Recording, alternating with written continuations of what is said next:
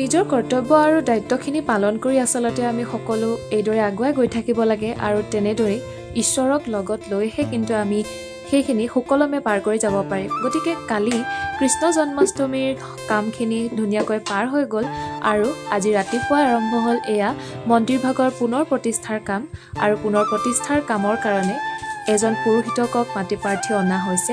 গতিকে তেওঁ এয়া মন্দিৰ গৈ পায়ে ধুনীয়াকৈ পূজা অৰ্চনা কৰি আছে আৰু মন্দিৰভাগলৈ গৈ পায়ে এটা শান্তিময় এটা প্ৰশান্তিময় পৰিৱেশৰ আচলতে সৃষ্টি হৈ আছিল। গতিকে সেইখিনিৰ মাজত থাকিলে এটা বিশেষ শান্তি অনুভৱ কৰা যায়, যিখিনি ক'তো আৰু পোৱা নাযায়।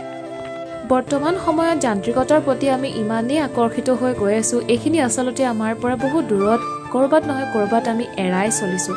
আচলতে এইখিনিক এৰাই চলি ঈশ্বৰক এৰাই চলি আমি আচলতে সুকলমে জীৱনটো পাৰ কৰিব কিন্তু নোৱাৰি বা সম্ভৱ নহয় বুলি মই ভাবোঁ।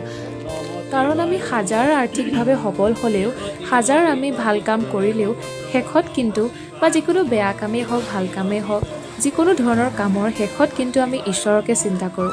যিকোনো কাম কৰাৰ আগত বা কৰাৰ শেষত কিন্তু কৃষ্ণ বুলি কৈহে আমি কথাষাৰ শেষ কৰোঁ। গতিকে ঈশ্বৰৰ অবিহনে আমাৰ সেই অস্তিত্বটো মই নাই বুলি ভাবোঁ। আৰু আজিও এনে এটা বিশেষ কামৰ সৈতে জড়িত হৈ থাকিবলৈ পাই মনটো খুবেই বেছি শান্তি লাগিলে আৰু দিনটো খুব ভালদৰে পাৰ হৈ গ'ল। আৰু শেষত পূজা আৰু যজ্ঞৰ শেষত সকলোৰে এইদৰে মংগল ধ্বনিৰে সকলোৰে মংগল অৰ্থে সেৱা আগবঢ়োৱা হ'ল, সেৱা জনোৱা হ'ল। আৰু শেষত পুৰোহিতকক আৰু ভকতসকলক মাটি প্ৰাৰ্থী অনা হৈছিলে যিদৰে, সেইদৰে সেৱা শুশ্ৰূষা কৰি তেওঁলোকক বিদায় দিয়া হ'ল। আৰু শেষত আমাৰ দায়িত্ব আৰু কৰ্তব্যখিনি পালন কৰি আজিৰ ভিডিঅ'টি ইমানতে শেষ কৰিছোঁ। আৰু আপোনালোকে যদি মোৰ ভিডিঅ'বোৰ চাই আৰু আপোনালোকে মোৰ পোষ্টবিলাকত কমেণ্ট আৰু লাইক শ্বেয়াৰ কৰিব। গতিকে আজিৰ ভিডিঅ'টি ইমানেই আছিলে। এতিয়া আহিছোঁ, বাই।